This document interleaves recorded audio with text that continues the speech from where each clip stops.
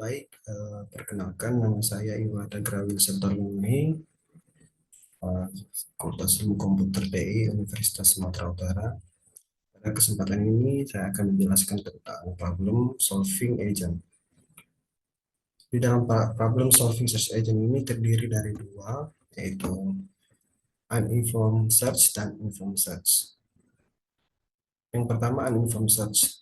Uninformed search ini adalah algoritma yang tidak memberikan informasi tentang permasalahan yang ada atau hanya sebatas definisi dari algoritma tersebut. Di dalam uninformed search ini terdiri dari 5 algoritma, yaitu breadth first search, uninformed cost search, deep first search, depth limited search, dan bidirectional search. Nah, yang pertama yaitu breadth first search atau disingkat dengan BFS. BFS merupakan pencarian dengan breadth first secara search menggunakan teknik di mana langkah pertamanya adalah root node diekspansi. Setelah itu dilanjutkan semua successor dari root node juga yang diekspand. Artinya hal ini terus dilakukan berulang-ulang hingga leaf atau node level paling bawah yang sudah tidak mempunyai successor lagi. Pencarian yang dilakukan adalah melebar di mana pencarian ini memiliki setiap simpul yang bertetangga dengan simpul sebelumnya. Nah, breadth first search ini termasuk apakah komplit? Ya, jika cabangnya itu terbatas. Karena kita memungkinkan mengecek semua possible action-nya pada semua level.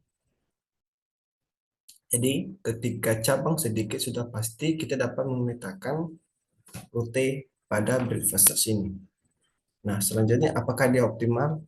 Ya, jika semua aksi bernilai sama. Artinya, ketika makin banyak atau cabangnya, maka time dan semua akan meningkat. Selanjutnya, uninformed cost search. Nah, pencarian dengan breadth first search adalah sebuah algoritma pencarian di mana pencarian node yang dimulai cost yang paling kecil.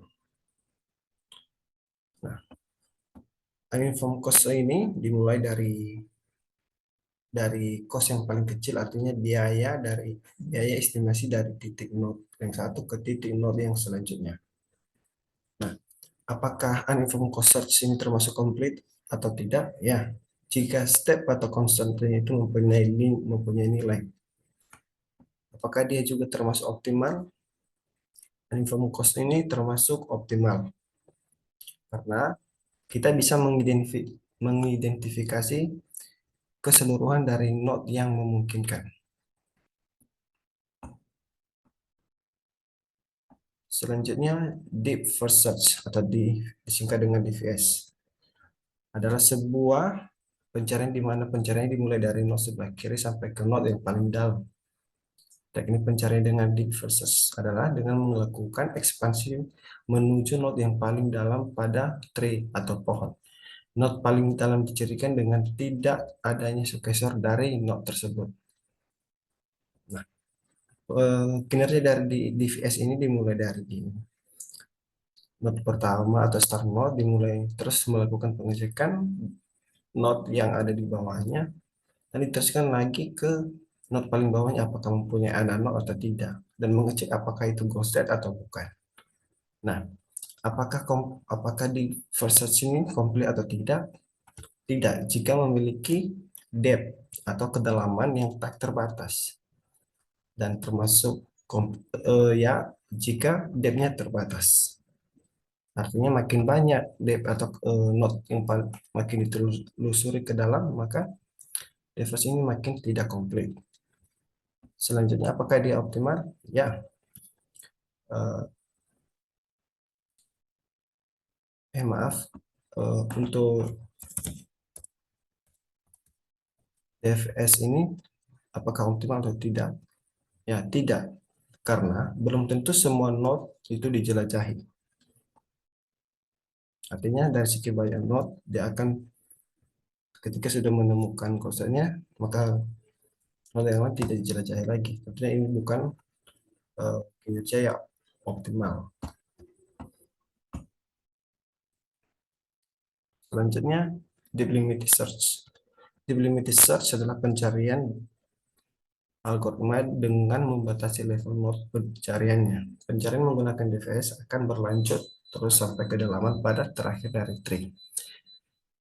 Permasalahan yang muncul pada DVS adalah ketika proses pencarian tersebut menemui infinite atau state space. Hal ini bisa diatasi dengan menginisiasikan batas depth pada level tertentu semenjak awal pencarian, sehingga node pada level depth tersebut akan diperlakukan seolah-olah mereka tidak memiliki successor. Apakah DLS ini termasuk komplit atau tidak? Tidak. Dan tidak juga optimal kinerjanya. Nah, selanjutnya, eh, yang kedua dari problem solving agent yaitu informed search. Informed search adalah sering juga disebut dengan heuristic search. Pencarian dengan algoritma ini menggunakan knowledge yang spesifik kepada permasalahan yang dihadapi, di samping dari definisinya masalahnya itu sendiri. Metode ini mampu menemukan solusi secara lebih efisien daripada yang bisa dilakukan pada metode uninformed search strategy.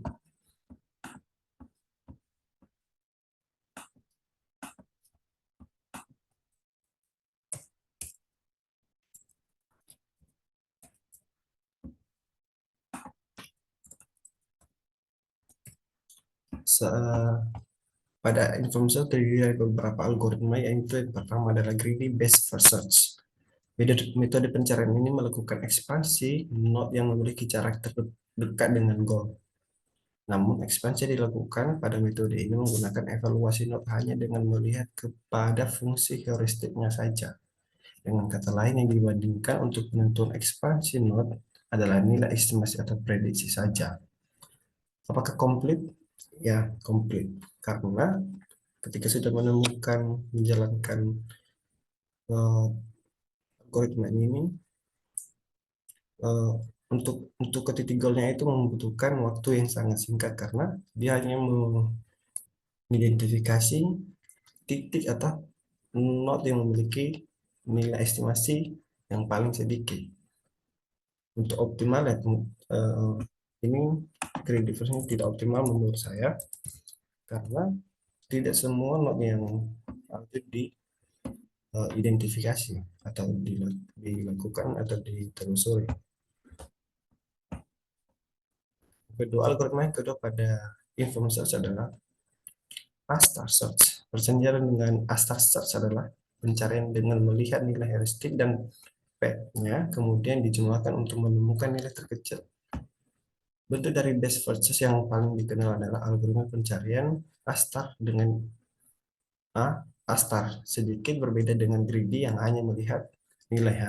Nah, inilah perbedaan dari greedy sama A-star search. Pencarian dengan A-star search melihat kepada kombinasi nilai dari P-nya, yaitu dengan nilai estimasinya. Artinya, untuk menemukannya itu hasil dari nilai heuristiknya dan nilai P-nya itu ditambahkan.